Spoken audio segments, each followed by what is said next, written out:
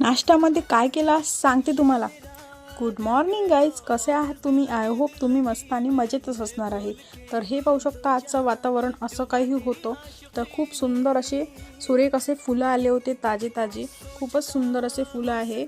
तर या झाडाचं नाव तुम्हाला माहीत असेल तर नक्की सांगा। त्यानंतर मस्तपैकी इकडे चहा आणि ब्रेड खात होती, या तुम्ही पण खायला। त्यानंतर आज केले होते मस्तपैकी ब्रेड पकोडे। तर ब्रेड पकोड्याची जर रेसिपी तुम्हाला पाहिजे असेल तर नक्की कमेंटमध्ये ब्रेड पकोडा लिहायला विसरू नका। त्याच्यासोबत मस्तपैकी इकडे हिरव्यावाल्या मस्त मिरच्या तळल्या होत्या। त्यानंतर संध्याकाळी केला होती आज भेळ। तर भेळ खाण्यासाठी या तुम्ही पण, खूपच टेस्टी अशी लागते। तुम्ही पण खाता का भेळ नक्की सांगा। त्यानंतर इकडे मस्त हे पहा असे काही दिसत होते ब्रेड पकोडे। तर पाहू शकता तुम्ही, खूपच सुंदर। तुम्ही याला टॅमॅटो केचपसोबत खाऊ शकता किंवा हिरव्या चटणीसोबत सुद्धा खाऊ शकता।